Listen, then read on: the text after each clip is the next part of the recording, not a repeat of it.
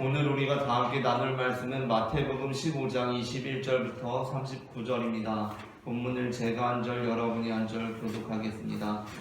예수께서 거기서 나가사 두로와 시돈 지방으로 들어가시니 가나안 여자 하나가 거기에서 나와서 소리를 이르되 주 너희 제자들이여 나를 이스라엘 여기서도 내 땅에 도망하게 계시느냐. 예수는 한 말씀도 대답하지 아니하시니 제자들이 와서 청하여 말하되 그 여자가 우리 뒤에서 소리를 지르오니 그를 보내소서. 예수께서 대답하여 이르시되 너는 이스라엘의 주의 이름으로 향하기는 다른 데로 보내심을 받지 아니하였으니. 여자가 와서 예수께 절하며 이르되 주여 저를 도우소서. 내가 너를 이르되 너의 떡을 취하여 개들에게 돌리니 아니하니라. 여자가 이르되 주여 올소이다마는 개들도 제 주인의 상에서 떨어지는 부스러기를 먹나이다 하니 이에 예수께서 대답하여 이르시되 여자여 내 믿음이 크도다 내 소원대로 되리라 하시니 그때부터 그의 딸이 나오니라.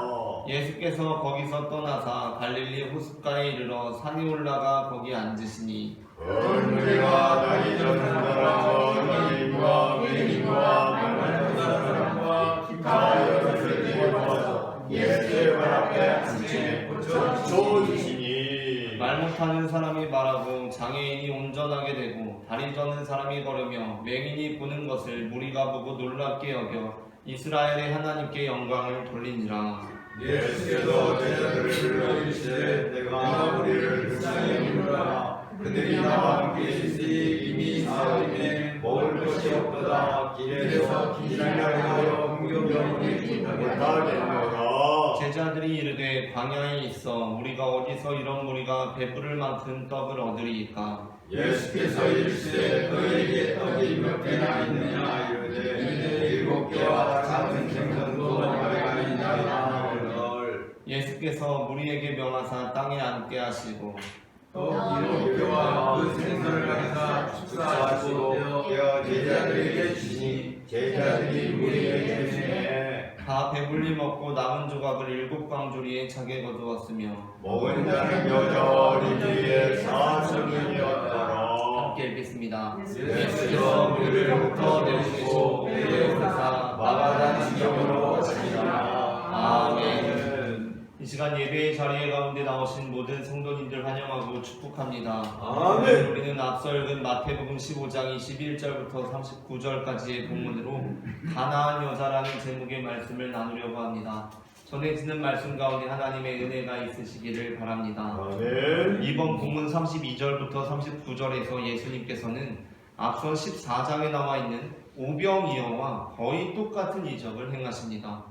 그런데 매우 이상한 부분이 있습니다. 그것은 지금 제자들이 앞선 14장에서 예수님께서 베푸셨던 오병이어의 사건이 있을 때와 매우 유사한 상황을 맞이하고 있음에도 불구하고 제자들은 그러한 상황 속에서도 마치 이전의 오병이어의 이적을 전혀 경험해 본 적이 없는 사람들처럼 행동하고 있다는 것입니다.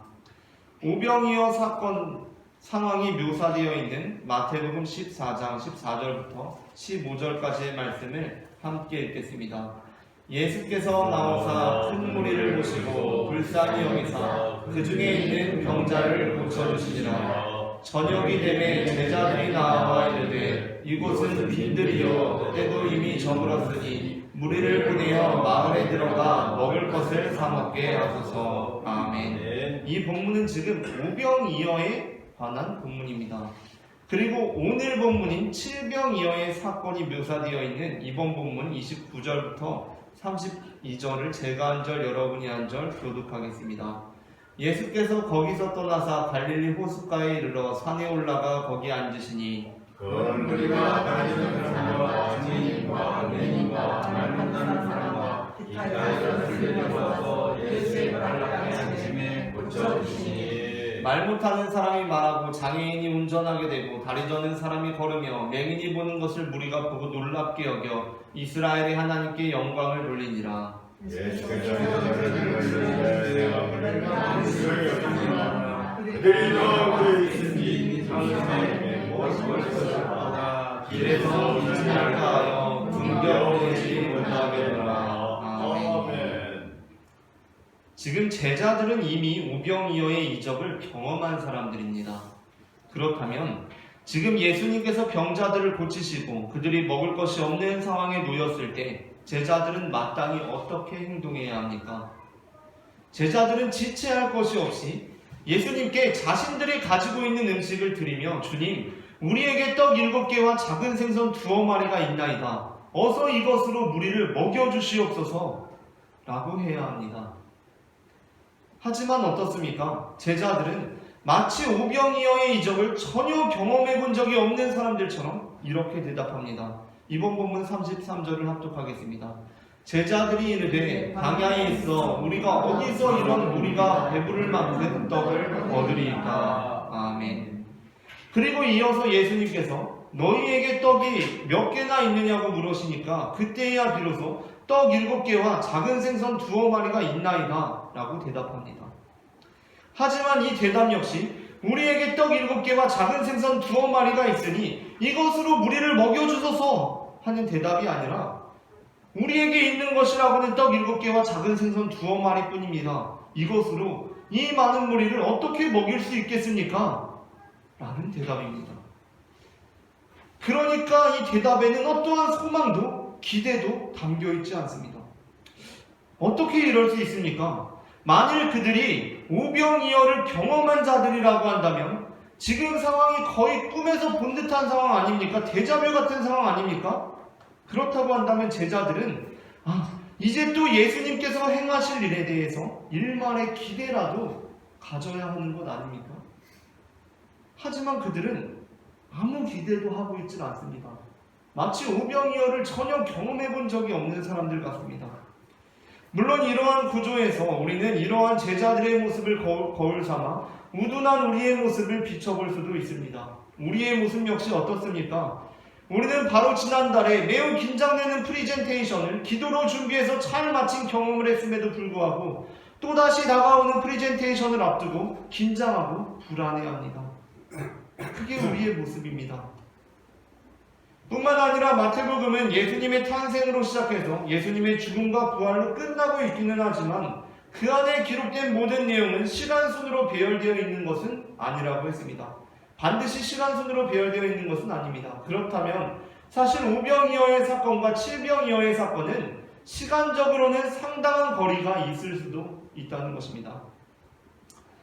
그러니까 지금 14장, 15장에 연달아서 나오고 있지만 불과 지난달의 경험이 아닐 수도 있다는 것입니다. 그러나 그렇다고 치더라도 우리는 이 본문을 읽으며 굉장한 어색함을 느낍니다. 이는 설령 오병이어의 사건이 마태복음 14장 1절부터 12절에 나오는 헤롯의 잔치와 대비시키기 위해서 칠병이어와 가깝게 위치하게 되었지만 실제로는 예수님의 사역 초기에 있었던 사건이었고 칠병이어의 사건 역시 어떠한 목적을 위해 마태복음 15장 29절부터 39절에 오병이어의 사건과 가깝게 기록되어 있지만 실제로는 예수님의 사역 후기에 있었던 사건이라고 보더라도 그러니까 프리젠테이션이 다가오고 있는 가운데 지난 프리젠테이션을 잘 마친 경험이 까마득한 3년 전의 일이라고 생각하더라도 마찬가지입니다. 그러니까 지금 본문상에는 오병이어가 14장, 칠병이어가 15장에 나오고 있는데 이것이 마태복음의 구조상 여기에 위치하게 되었고 실제로는 거의 3년 정도가 차이 나는 시간적으로는 상당히 거리가 있는 사건이었다고 해도 어색하다는 것입니다. 예수님의 사역기간은 약 3년 남짓이었습니다. 그러나 오병이어의 사건은 제자들에게 상당히 인상적인 사건이었습니다. 왜냐하면 예수님께서는 병든 사람들을 고치신 것보다도 먹을 것을 제공하신 사건은 요한복음 2장에 나오는 물을 포도주로 변화시킨 사건, 음료를 제공한 사건 외에 먹을 것을 제공하신 유일한 사건이기 때문입니다. 예수님께서는 병든 자를 치료하신 적은 많으십니다. 귀신을 내쫓으신 적도 많으십니다. 그런데 먹을 것을 제공하신 적은 오병이어의 사건 단 한 번입니다. 그리고 또 오병이어의 사건은 사실 제자들에게 있어서도 병든 것을 고치거나 귀신을 물리친 것과는 비교도 안 될 정도로 신비하고도 아주 놀라운 경험이었습니다. 사실 눈먼 자가 눈을 뜨는 거, 안진뱅이가 일어나는 것 놀라운 일입니다. 엄청난 일입니다. 하지만 못 보던 자가 보게 되고 귀신이 떠나가는 것도 신기한 일이긴 하지만 떡 5개와 물고기 2마리로 수많은 무리를 먹이신 사건은 자신들이 행하면서도 이게 도대체 무슨 일이 벌어지고 있는지 믿어지지 않을 정도로 너무나 신비한 사건이었을 것이라는 것입니다. 그러니까 눈먼 자가 눈 뜨고 안전뱅이가 걷는 것도 신기하지만 자신들이 지금 떡 5개와 물고기 2마리를 나눠주는데 5,000명이 넘게 먹고 12강조리가 남는 이 경험이 얼마나 신기했겠습니까? 이건 도저히 잊을 수가 없는 일입니다. 그렇기 때문에 설령 꽉 채워 3년이 지났다고 하더라도 이것은 까마득한 3년 전의 일이어서 전혀 그 감흥이 되살아나지 않을 경험이 아니라 3년이 지났더라도 지금 비슷한 상황이 전개되고 있을 때 반드시 기억이 나야만 하는 사건이라는 것입니다. 오병이어의 사건은 한낱 프리젠테이션을 잘 마친 정도의 사건이 아닙니다. 따라서 칠병이어의 사건이 오병이어 사건에서 한참 이후에 일어난 사건이라고 하더라도 제자들은 이 오병이어와 비슷한 상황 속에서 잠깐만 이거 어디에서 본 것 같은데? 아 맞아, 지난번에 예수님께서 이 비슷한 상황에 떡 5개와 물고기 2마리로 5,000명이 넘는 사람들을 먹이셨지. 자, 우리한테 뭐가 있지? 떡 7개와 물고기 2마리가 있구나. 예수님, 여기 우리가 떡 7개와 물고기 2마리 있습니다. 어서 이 무리들을 먹여주시옵소서 라고 해야만 자연스럽다는 것입니다. 하지만 본문상에는 그런 뉘앙스가 전혀 없습니다. 마치 제자들은 오병이어를 겪어본 적이 없는 사람들 같습니다. 이런 일을 처음 겪는 사람들처럼 반응합니다. 이것이 암시하는 바가 무엇입니까? 그것은 제자들이 이처럼 우둔하다는 것이 아닙니다. 그것은 이 사건들, 그러니까 오병이어와 칠병이어의 사건이 본래 하나의 사건이라는 것입니다. 오병이어의 사건과 칠병이어의 사건은 각각 개별적인 2차례의 사건이 아닙니다. 한 번 일어났던 사건입니다. 그런데 그 한 번의 사건이 2가지 방식으로 기록되어 있습니다. 어떻게 그렇게 추론할 수 있습니까? 그 기본적인 단서들은 이미 우리가 다룬 내용들에 담겨 있습니다. 일단 2번의 사건이라면 제자들이 2번째 사건에서 이렇게 반응한다는 게 납득이 되지가 않습니다. 또한 우리가 믿고 있는 성경, 특별히 복음서에 대한 신앙은 하나의 사건에 대한 다차원적이고도 입체적인 기술을 지지하고 있습니다. 뿐만 아니라 요한복음에서 예수님께서는 오병이어의 이적을 행하시고 더 이상 오병이어의 이적을 행하시지 않으십니다. 그러니까 무리를 먹이시질 않으십니다. 그게 오병이어 사건의 핵심입니다. 예수님께서는 오병이어의 이적을 행하시고 그 오병이어의 사건은 이례적인 사건이며 다시는 반복되지 않으리라는 뉘앙스의 말씀을 하십니다. 요한복음 6장 26절부터 27절 말씀을 제가 한 절 여러분이 한 절 읽겠습니다. 예수께서 대답하여 이르시되 내가 진실로 진실로 너희에게 이르노니 너희가 나를 찾는 것은 표적을 본 까닭이 아니요 떡을 먹고 배부른 까닭이로다. 영생하도록 있는 양식을 위하여 이 양식은 인자가 너희에게 주니 인자는 아버지 하나님께서 인치신 자니라. 아멘. 그러니까 이 요한복음 본문에서 예수님께서 하시는 말씀이 무엇입니까? 오병이어의 사건은 일회적인 사건이라는 것입니다. 그때 이 오병이어의 사건을 경험한 무리들이 예수님께 나와서 오병이어를 또 일으켜달라고 그렇게 구합니다. 계속 구합니다. 그래서 논쟁이 벌어집니다. 그때 예수님께서 하시는 말씀이 무엇입니까? 오병이어의 사건은 표적으로서 준 것이라는 것입니다. 내가 생명의 떡이고 내가 생명의 만나라는 것을 보여주기 위해 행한 것이라는 것입니다. 너희들 먹고 배부르라고 보여준 것이 아니라는 말씀입니다. 그렇기 때문에 딱 한 번이지 더할 필요가 없다고 예수님께서 말씀하십니다. 그렇게 예수님께서는 다시 오병이어 이적을 행해달라는 이들의 요청을 거절하십니다.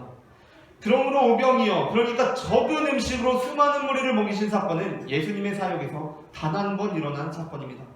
그렇다면 마태복음은 왜 그 일회적인 사건을 2차례에 걸쳐 기록하고 있는 것입니까? 그 이유는 예수님께서는 유대인의 구원자도 되시지만 이방인의 구원자도 되심을 나타내기 위함이었습니다.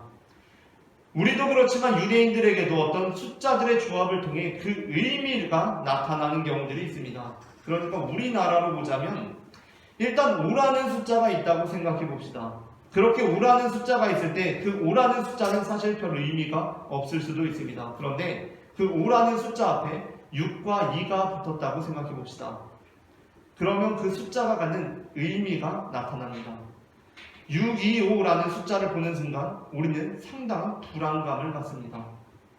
반면 5라는 숫자 앞에 8과 1이 붙으면 어떻습니까? 우리는 뭔가 벅차오르는 감정을 느끼게 됩니다. 825이기 때문입니다. 왜 그렇습니까? 그 5가 그냥 5가 아니라 815이기 때문입니다. 이처럼 특정한 숫자들의 조합은 특정한 역사 또는 문화 안에서 특정한 의미들을 갖습니다. 우리나라 사람들에게는 625와 815가 그러한 의미를 갖습니다. 유대인들에게 역시 마찬가지였습니다. 오병이어의 사건에는 물고기 2마리 즉 2라는 숫자가 나옵니다. 그리고 그 2에는 사실 특별한 의미가 없어 보입니다. 그런데 그 앞에는 떡 5개 5가 붙어 있고 그 뒤에는 12바구니 12와 먹은 사람 5,000명 그러니까 또 5가 붙어 있습니다. 떡 5개와 물고기 2마리 남은 12바구니 먹은 사람 5,000명입니다. 이때 유대인들은 이 숫자들이 자기 자신들을 의미한다고 생각했습니다. 그러니까 외국 사람들이 우리나라 사람들이 6.25 보면 불안해하고 8.15 보면 막 기뻐하고 그러면 쟤 왜 저래? 하고 생각하듯이 하지만 우리는 왜 6.25인지 왜 8.15인지 알지 않습니까? 유대인들은 5, 2, 12, 5 딱 보고서 이거 우리 민족이구나 라고 생각했다는 것입니다. 그러니까 개별적으로 5가 있고 12가 있고 그러면 그냥 5고 그냥 12일 수 있지만 그것들이 조합이 되어서 5, 2, 12, 5가 되면 유대인들은 누가 봐도 이것은 자기 자신들을 의미한다고 생각했다는 것입니다. 마치 그냥 5는 그냥 5지만 그 앞에 6이가 붙으면 우리로서는 상당히 불길한 숫자가 되는 것처럼 유대인들에게 역시 각각의 숫자가 별 의미가 없을 수도 있지만 그 숫자들의 조합됨으로 이것은 누가 봐도 유대인들 자신을 의미하게 되는 것입니다. 그러므로 오병이어의 의미는 무엇입니까? 물론 오병이어의 사건에서 나타나는 것은 배고픈 자들에게 이적을 일으키셔서 배불리 먹이시는 예수님입니다. 천국잔치를 베푸시는 예수님입니다. 그러나 그게 다가 아닙니다. 그렇다면 무엇입니까? 오병이어에서 예수님은 특별히 유대인들을 배불리 먹이시는 예수님이십니다. 그분은 유대인들에게 천국잔치를 베푸시는 분이십니다. 그러한 상황 속에서 마태복음은 오병이어의 이적을 다시 적고 있습니다. 그런데 마태복음은 그 오병이어의 사건을 어떻게 다시 기록하고 있습니까? 바로 그 의미의 토대가 되는 숫자들을 다르게 적고 있습니다. 여전히 물고기는 똑같이 2마리이지만 이제 떡은 5개가 아니라 7개이고 먹고 남은 광주리 역시 7광주리이며 먹은 자는 4,000명입니다. 그렇게 될 때 유대인들에게 이 의미는 완전히 달라집니다. 이 차이는 5 앞에 6, 2가 붙어있던 게 떨어지고 8, 1이 붙는 것처럼 반전의 차이를 만들어냅니다. 그 이유는 7과 2 그리고 7과 4의 조합은 이방인을 의미하기 때문입니다. 그러므로 마태복음은 우리에게 제자들의 우둔함에 대해서 알려주기 위해 오병이어와 더불어 7병이어를 기록하고 있는 것이 아닙니다. 사실 오병이어의 사건에서 떡이 5개였고 물고기가 2마리였고 남은 바구니가 12바구니였고 먹은 사람이 5,000명이었다는 것은 성경 시험을 보는 사람들에게나 중요한 정보인 것 같습니다. 하지만 의외로 바로 이 숫자들이 중요합니다. 왜냐하면 이 숫자들이 그 의미를 담고 있기 때문입니다. 그리고 그 의미는 바로 예수님께서 유대인들에게 천국 잔치를 베푸시는 분인 것처럼 이방인들에게도 마찬가지로 천국 잔치를 베푸시는 분이라는 것이었습니다. 우리는 보통 하나님의 구원 역사에 이방인들이 중요한 등장인물로 합류하게 되는 것은 바울을 통해서라고 생각합니다. 그 이전까지 이방인들은 하나님의 역사에서 엑스트라에 불과합니다. 엑스트라란 누구입니까? 주인공들이 피 터지게 싸우면 옆에서 죽는지 사는지 모르는 존재들이 엑스트라입니다. 그렇게 바울 이전에는 이방인들이 하나님의 자녀에서 배제되었다고 생각했습니다. 중요한 건 이스라엘의 역사지 그들의 진입함으로 죽게 되면 진멸당하는 이방 민족들이 아닙니다. 그들은 엑스트라일 뿐이기 때문에 죽든지 살든지 하나님의 역사에서 중요하지 않다고 생각했습니다. 바울이 없었다면 복음은 이방인들에게 전해지지 않았을 것이고 심지어 예수님도 이방인을 하나님의 자녀로 여기지는 않으셨다라고 생각합니다.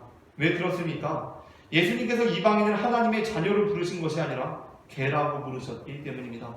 이번 본문 21절부터 26절을 제가 한 절 여러분이 한 절 교독하겠습니다.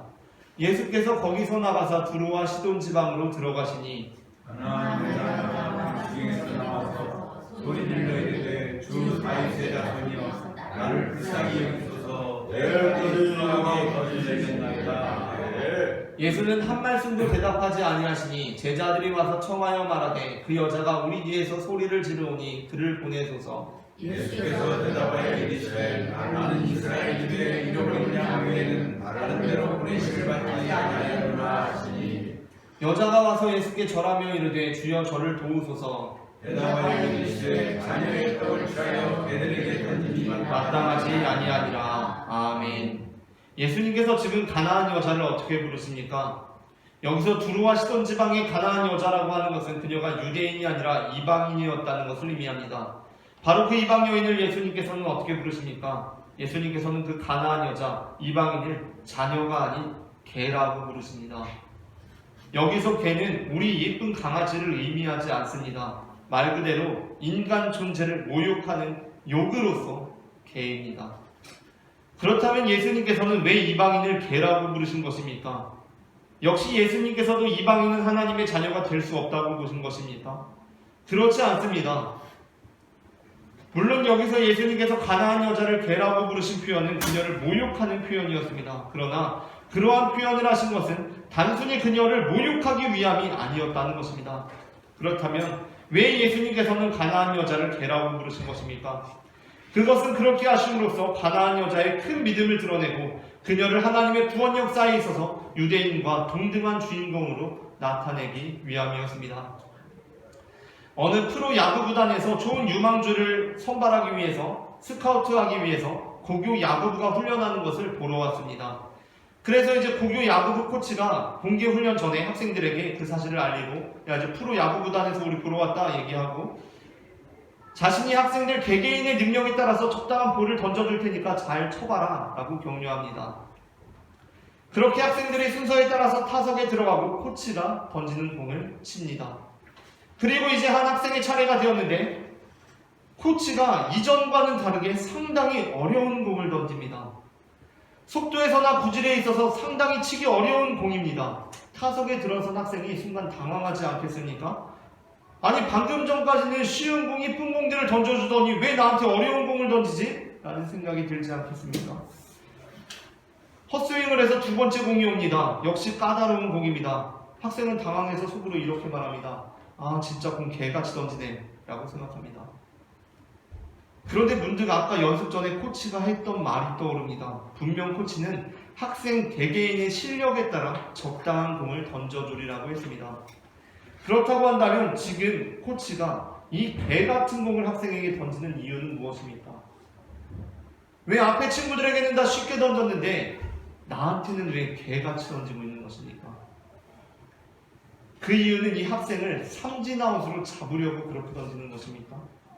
그렇지 않습니다. 이 코치가 지금 학생에게 어려운 공을 던지는 이유는 학생이 이 어려운 공을 치고 프로 구단의 스카우트 제의를 받게 하기 위해 어려운 공을 던지는 것입니다. 그리고 그 안에는 너는 이 공을 칠 수 있을 거라는 판단이 있는 것입니다. 예수님 역시 마찬가지입니다. 예수님께서는 우리에게 시험을 주실 때 그 재능대로 주십니다. 예수님께서 이 다음에서는 그냥 나온 자들을 다 고쳐주십니다. 그런데 이 여자가 나와봤을 때는 그 여자에게 모욕적인 언사를 하십니다. 왜 그러십니까? 예수님께서는 그 재능대로 주고 계신 것입니다. 마태복음 25장에 나오는 달란트 비유가 바로 그것을 우리에게 가르쳐주고 있습니다. 달란트 비유에서 달란트는 우리에게 닥쳐오는 시험을 의미하는데 주인은 그 시험을 어떠한 기준으로 허용합니까? 바로 그 재능대로입니다. 마태복음 25장 14절부터 15절 본문을 함께 읽겠습니다. 또 어떤 사람이 타국에 갈 때 그 종들을 불러 자기 소유를 맡김과 같으니 각각 그 재능대로 한 사람에게는 금 5달란트를, 한 사람에게는 2달란트를, 한 사람에게는 1달란트를 주고 떠났더니. 아멘. 대부분의 경우 달란트 자체를 재능으로 해석하지만 예수님께서는 이제 십자가의 고난을 앞두시고 자신의 소유를 제자들에게 맡기십니다. 자신의 소유란 무엇입니까? 예수님께서 이제 26장 들어가시면서 십자가 고난을 당하시기 시작하시는데 그 자신의 소유, 자신의 고난을 재능대로, 달란트로, 재능대로 주신다는 것입니다. 그러므로 우리에게 까다로운 공이 던져질 때, 우리에게 5달란트가 주어졌을 때 우리가 취해야 하는 태도는 불평과 원망이 아닙니다.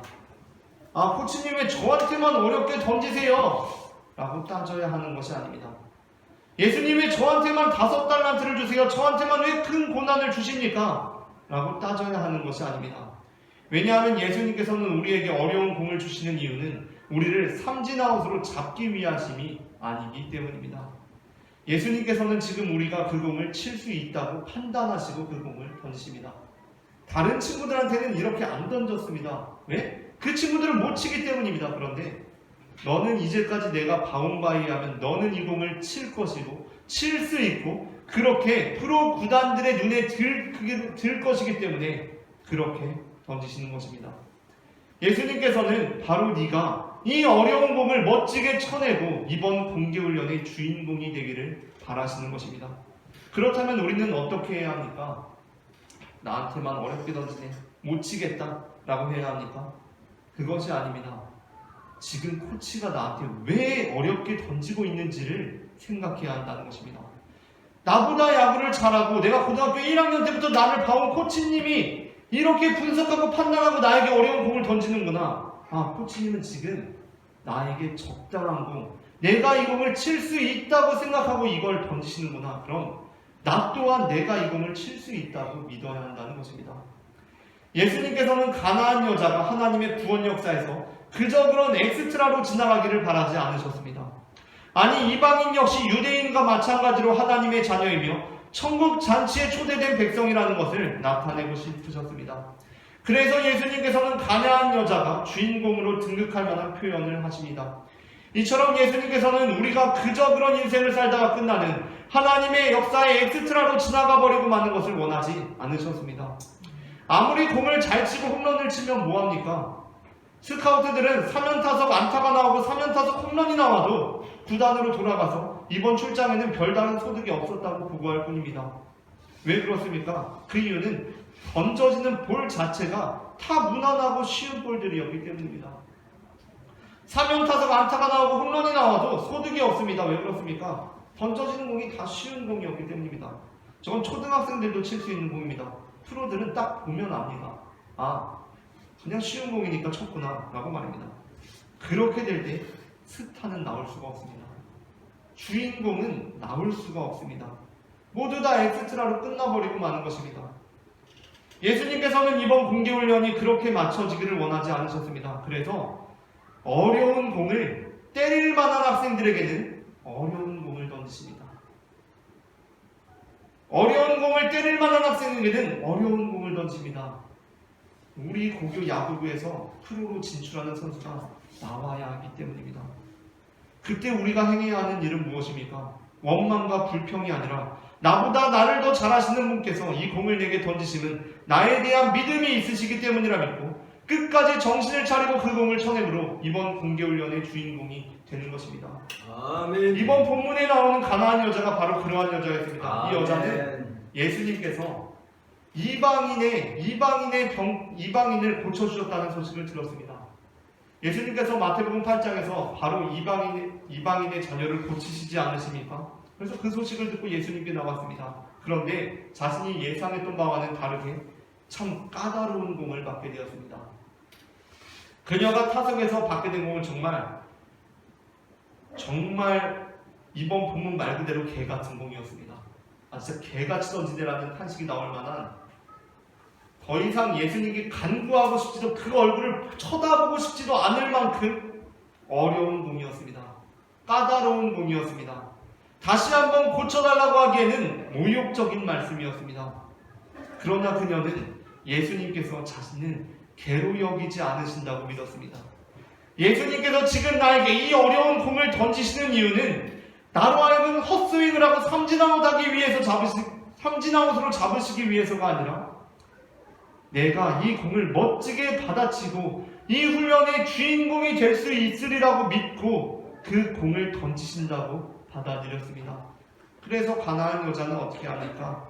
참 어려운 공인데 낙심하지 않고 그 공을 되받아칩니다.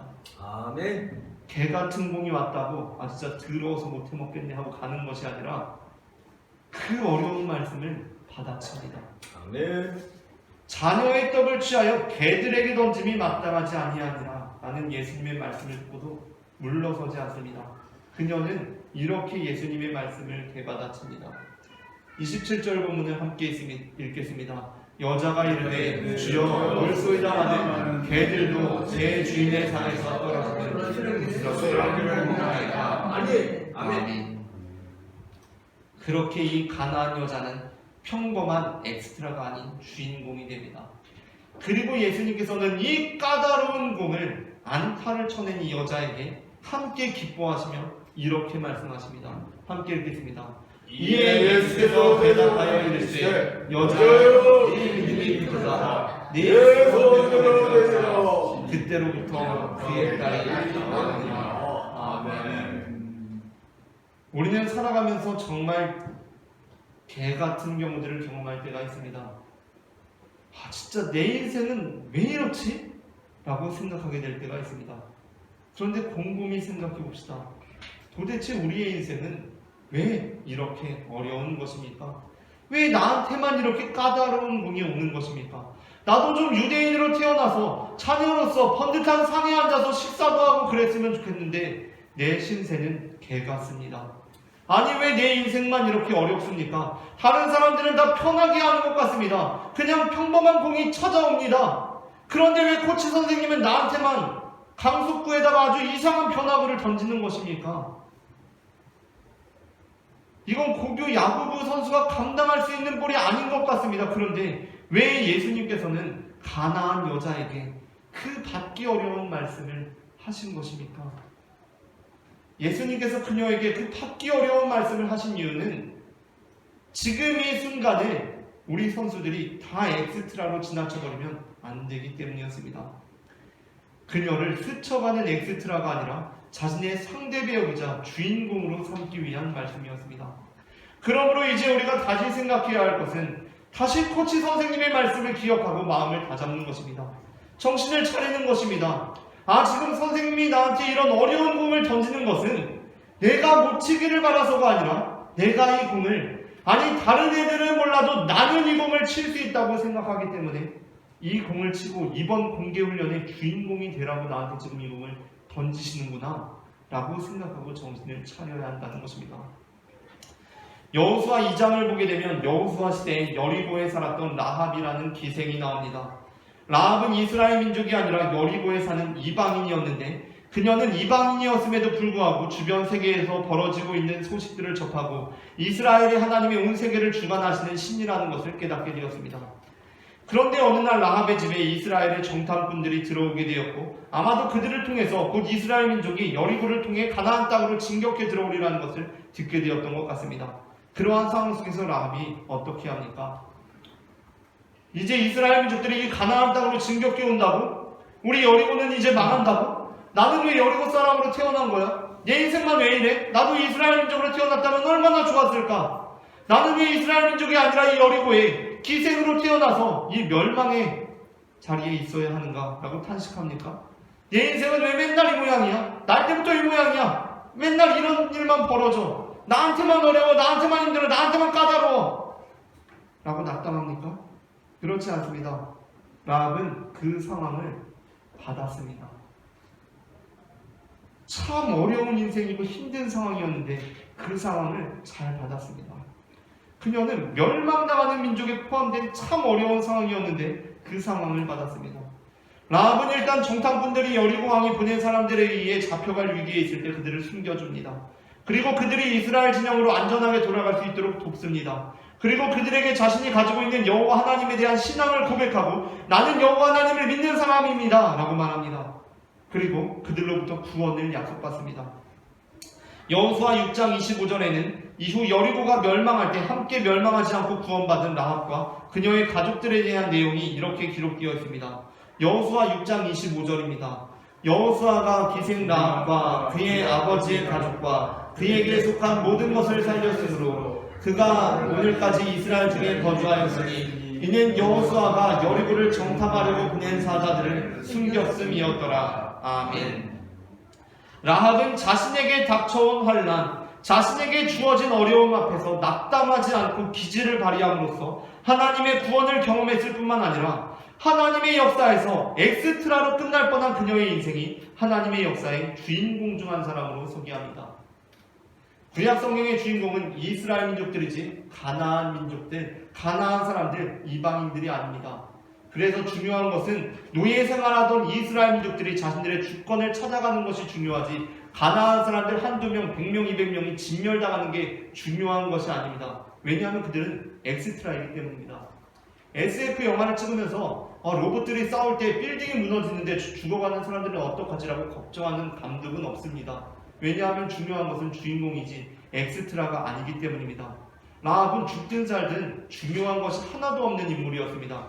그러나 그는 그 상황 속에서 하나님께서 그에게 부여하신 상황을 잘 받음으로써 엑스트라가 아닌 주인공이 됩니다. 그렇게 라합은 다윗의 고조 할머니가 될 뿐만 아니라 예수 그리스도의 계보의 이름을 올리는 5여인 중에 한 사람이 됩니다. 엄청난 일 아닙니까? 그냥 쥐도새도 모르게 죽어나갈 사람이었는데 그 상황을 잘 받아내므로 주인공이 된 것입니다. 하지만 안타깝게도 많은 그리스도인들이 바로 이 지점에서 넘어집니다. 예수님께서는 우리가 그냥 찾아가면 고쳐주시고 우리가 그냥 기도하면 들어주시고 그냥 나한테는 쉬운 공, 초등학생들만 칠 수 있는 공도 던져주셔서 내가 안타 때리고 홈런 때리게 해주셨으면 좋겠습니다. 그런데 예수님께서 우리에게 그렇게 해주시지 않으십니다. 어려운 공을 던지십니다. 거기서 우리는 넘어집니다.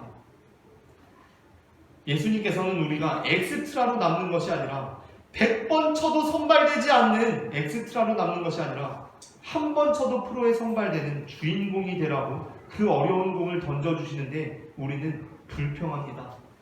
원망합니다. 왜 나는 이런 집에 태어났습니까?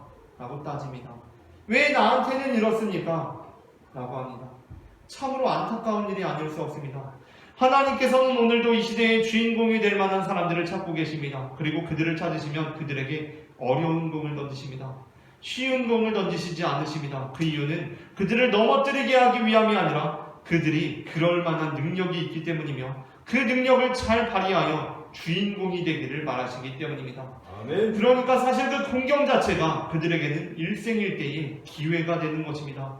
아멘. 만일 이번 본문에 가나안 여자가 예수님께 나와왔을 때 예수님께서 그녀를 그냥 고쳐주셨다면 예수님께서는 그 가나안 여자를 고치신 사건은 성경에 독립적으로 기록될 필요가 전혀 없었을 것입니다.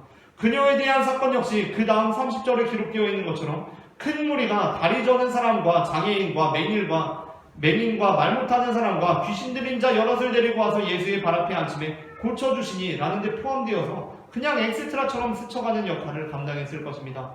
하지만 그녀는 그렇게 엑스트라로 남지 않았습니다. 그녀는 예수님께서 던지시는 그 어려운 공을 잘 받아침으로 하나님의 구원사역의 주인공이 되었습니다. 뿐만 아니라 그녀를 통하여 마태복음은 예수님의 오병이어를 변주해야 할 필요성을 느꼈습니다. 그래서 오병이어의 기록을 적고 가나안 여자의 딸이 고침받는 사건을 경험하게 되었을 때 오병이어의 기록을 다시 적어야겠다 라고 7병이어를 다시 적습니다. 예수님께서는 유대인들만의 구원자가 아니라 이방인들의 구원자도 되시며 천국잔치에는 유대인들 뿐만 아니라 이방인들도 초대되었다는 것입니다. 오늘 우리의 모습은 어떻습니까? 우리 삶에 찾아온 고난들로 인해 낙담하고 있습니까? 나는 유대인이 아니라 이방인이라서 절망하고 있습니까? 불평하고 원망하고 있습니까? 그보다도 하나님께서 왜 그러시는지를 잘 생각해 봅시다. 그리고 우리보다 우리를 더 잘하시는 하나님을 신뢰합시다. 하나님께서는 지금 재능에 따라서 볼을 배급하고 계십니다. 그분의 판단에는 틀림이 없습니다. 우리가 하나님을 신뢰함으로 주눅들지 않고 하나님께서 우리에게 던져주시는 공을 잘 받아침으로 하나님의 구원사역의 엑스트라가 아닌 주인공으로 세움받는 하나님의 자녀가 되기를 소망합니다.